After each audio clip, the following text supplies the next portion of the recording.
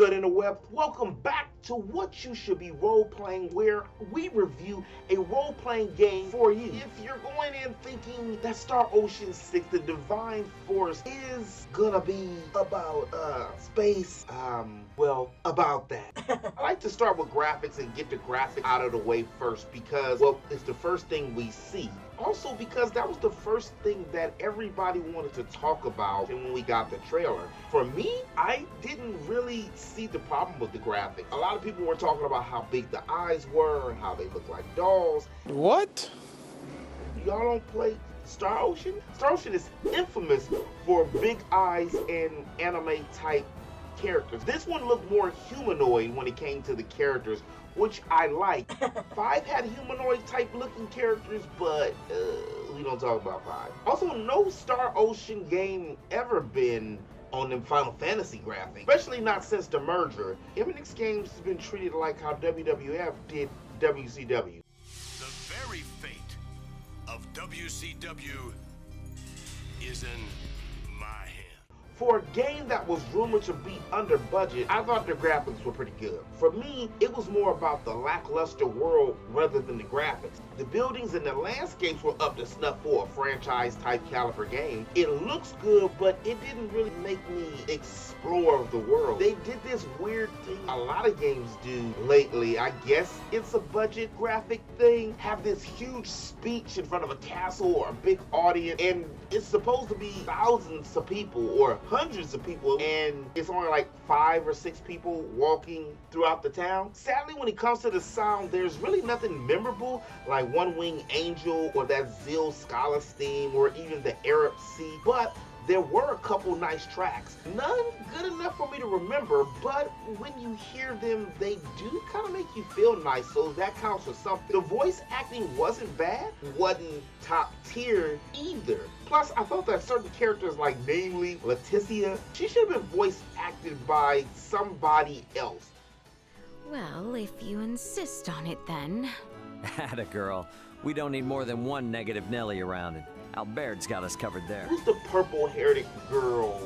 When you hear her voice and you see her, you know exactly who I'm talking about. Unbelievable. How desperate are you to follow us all the way out here? The Colonel was right. There's no escaping you, is there? When it comes to the gameplay, Star Ocean 6 does something I've never seen done before, or at least if I have seen it done before, it's been a minute. Each character has their own particular moveset. It's like Nina, who's a healer, she doesn't do anything else but heal. Some of her moves or actions when using Duma, she doesn't attack, she heals or buffs or debuffs enemies. And speaking of Duma, your little robotic friendly friend, is more than just floating orb. It allows you to do these super moves that each character gets, and you can also use Duma to do these strike blindside moves that if hit right will freeze and AoE enemies. It also allows you to run or dodge from enemies that's about to do some kind of massive attack.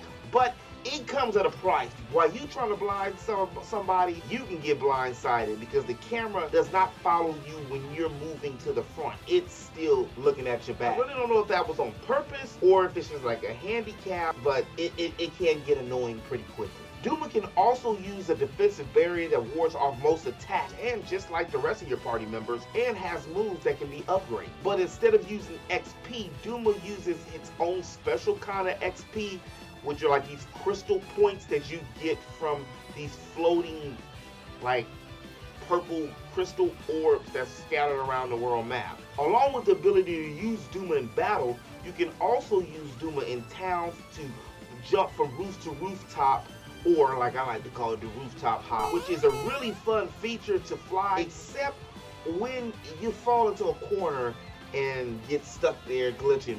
Each character has their own individual sphere kind of grid, which unlocks a node that either lets you get a new ability or you can get a debuff or a stat increase. Just like the spear grid, you got to use the XP in the direction you want to unlock a certain skill that you want. You can also boost up your skills like first aid or regeneration and leadership. You can also set your own combos to triangle, square, or to the circle button. It's easy to lose track of time playing around with all these combos and skills, especially when certain skills chain better with other skills, which make better combos. The battle system wasn't anything really new or revolutionary, but with all of the added pieces like Duma and the specials that Duma was able to do, paired with the blind sides and the AoE freezing, and let's not forget the specialized mage and healer roles, gave the battle system an extra oomph. Last but not least, my favorite element, story.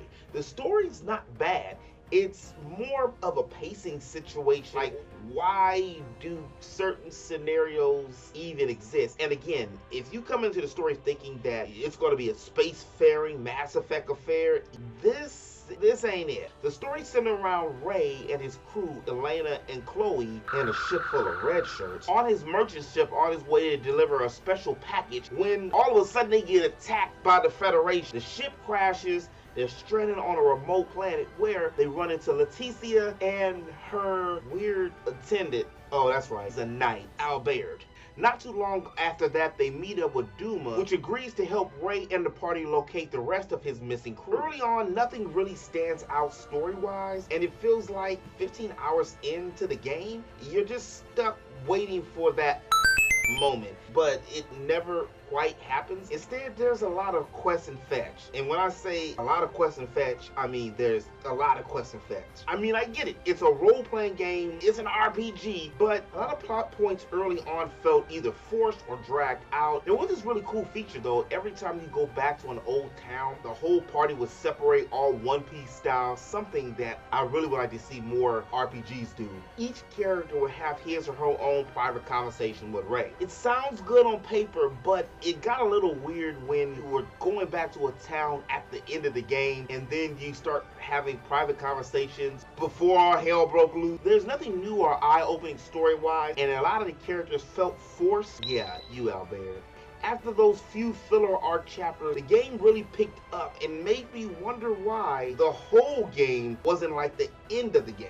If you're a Star Ocean fan or you never played the series, I suggest giving it a try. I definitely wait till it drops. There was a sale around the holiday season, so I'm pretty sure it's gonna drop again. Star Ocean 6, The Divine Force, is on PlayStation 5, Xbox Series X, and on Steam. Sorry, no Switch. In the way that some of the frames did a little bit, y'all didn't need it. It would have been a good look. So if you've never played or you're an OG, triple OG Star Ocean fan, I would suggest this one. It's not a perfect game by any metrics. I've played a lot worse games, and the end closing arcs and act of the game make up for some of the parts in the middle. It got a little rough there. I did like that Eliotis. It's like a mix between a TCG type chess game, and it was pretty fun when I did get the chance to play, but everybody are masters or high level rank that you don't get a chance to actually play the game until you're damn near done with the actual story of the game.